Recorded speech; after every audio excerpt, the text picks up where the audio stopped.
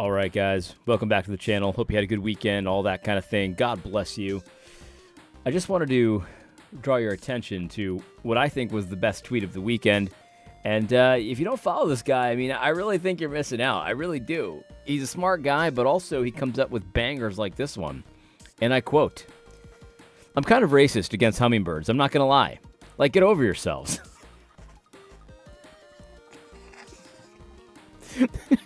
I can't...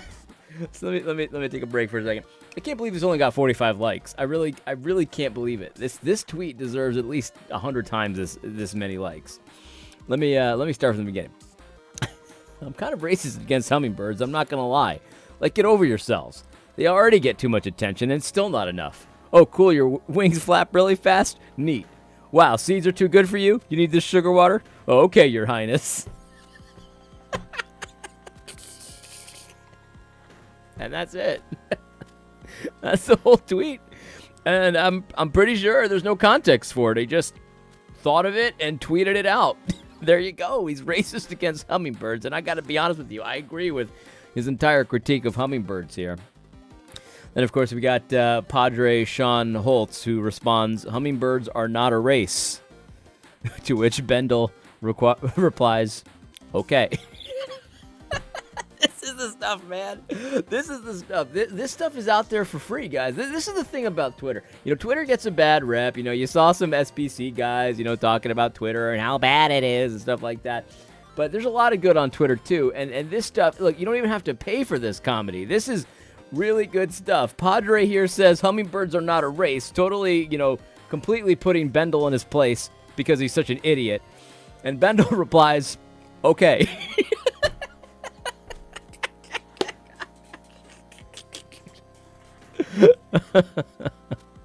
All right, I've had enough of that.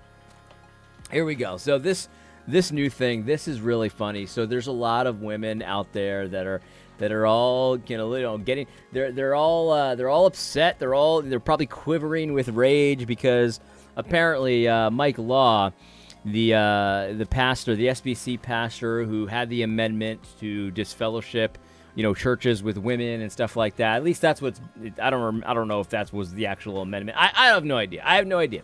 But apparently, he made a list of all of the churches that he could find that had female pastors in the SBC, because a lot of people didn't even believe him. You know, a lot of guys were like, "Yeah, this is not a big problem. Sure, there's a few of them, but you know, to make it seem like this is a big deal, you know, you guys are just." You know, you're fundamentalists, yeah, you know, and then everyone was kind of saying that it was really nothing. It was a nothing burger. You know, I hate that phrase, nothing burger. This is a nothing burger. What is that supposed to mean?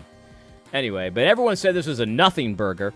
And so Mike Law made a list, you know, and he put some time into it. He compiled a list. You know, he went on various websites or different churches, and he said, "Oh, there's a woman pastor. Oh, there's another one. There's another one." And he started making a list. So that way, the next time someone says, "Oh, that's a nothing burger with cheese," he could be like, "Well, no, it's not a nothing burger. Here's the list of all the female pastors in the church." And so, you know, that was a very smart idea because it's right there in black and white. You could look it up yourself if you want to. It's not like this was hidden information. This was just there. And, you know, somebody just did the work to say, hey, this is actually a pretty big problem. Here's the list. And for all you guys out there that want to pretend like nothing's going on, everything's fine, here's the list. And so, anyway, it was very effective to do that because they ended up passing this amendment, which was very good. Obviously not nearly enough, but it was a good start. That's what I would say. And so the females in the audience, I guess, started looking for a new angle, and so now they're saying this list is doxing. He doxed these women. How dare this man dox these women? By pointing out that they're female pastors in the SBC. He's doxed them now, and he's put them at risk, and so now they're saying that he's an abuser because he's putting these women in harm's way. I got to be honest with you. This was a pretty clever move on their part because, nothing turns off effeminate men's brains like, oh no, there's women that are at risk. And it doesn't even matter if it's true or not. You just got to say it, and it's true. So here's Beth Allison Barr, PhD. This one's a real cupcake. She says, "For those who asked, yes, Mike Law, the SBC pastor behind the amendment to disfellowship churches with women in any sort of pastoral role, created a physical list with addresses of churches and faces of women he was targeting. He said it was for internal proof. And then Karen Swallow Pryor gets in on this. Now, Karen Swallow Pryor, the dark side Sith Lord, she gets in on this, and she senses blood in the water. You know, I got to be honest with you. I think you guys owe Pulpit and Pen a little bit of an apology, because when Pulpit and Pen came out and said that Karen Swallow Pryor, I mean, maybe she's just a witch. You know, listen, maybe she's not a witch. I think it's possible. It's possible. She's definitely a metaphorical witch. So she sensed a little blood in the water, and she started gathering her ingredients to do another spell. And she says, making a public list doxing and targeting women in churches with whom you have doctrinal disagreements is the opposite of both Baptist polity and godly male headship. If anyone knows about godly male headship, it's Karen Swallow Pryor. Anyway, it shouldn't take the women and the laity to say so, but here we are. And so now, even looking into this, like if you think, hey, you know, I'm worried because I've heard of a few female pastors in the SBC. I heard there's a few.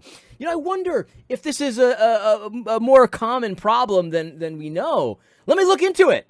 Let me look into this.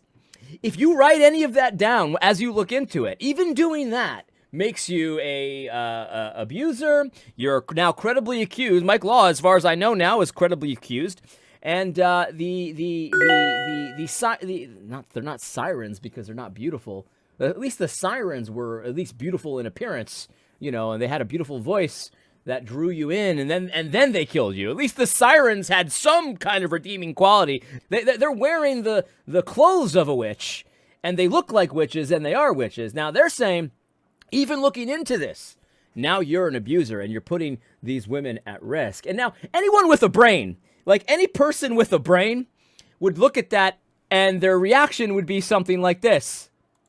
There's the reaction. This is the appropriate, when women say crazy things like this, you should say one of a few things. There's only a handful of acceptable answers. One of them is just to die laughing, and that's what I did. When I read this, honestly, this is funny. I didn't even know this was Karen Swallow Pryor when I first saw it, and I just laughed. And then I saw that it was Karen Swallow Pryor, and I just laughed even more. So that's one possible reaction. The other possible reaction is to say, "Oh, dear, you know, you should really smile more. Let's try to be rational here." Something like that. Like something. I'm not going to tell you what to say, but something like that to highlight the fact that they obviously have no brains. She has a PhD. That's more proof that she has no brains. Anyway, you could do that. You could laugh. I would suggest doing one or the other. The other thing, you could just ignore them. You can just ignore them. But you know, some of you guys, of course, are going to say something like this. I have not checked out this SBC hit list of women pastors, but if there are any near me, I'm happy to act as a hedge of protection should anyone feel they need to be dealt with.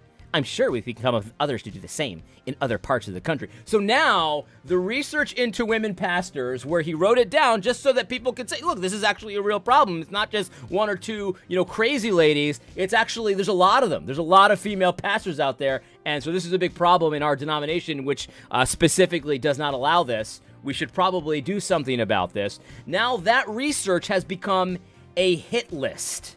This idiot who, I mean, honestly, this guy, he has no brain cells left. This is a hit list, and he's going to serve as a hedge of protection against all of the people that I guess want to now do these women harm. All 0 of these people.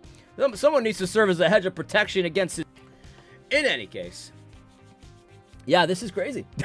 This is absolutely insane. Of course, you know, this is Josh Abatoy explaining the situation rationally. I mean, he's not going to do a video like I will, but Mike Law said, you know, there's a lot of egalitarian churches in the SBC. Nobody believed him. J.D. Greer said that, you know, this is not a problem. You're ignorant. You're disingenuous. And so Mike said, okay, well, how about this? I'll come up with a list, and I'll give you the list, so now that you'll know that I'm not lying.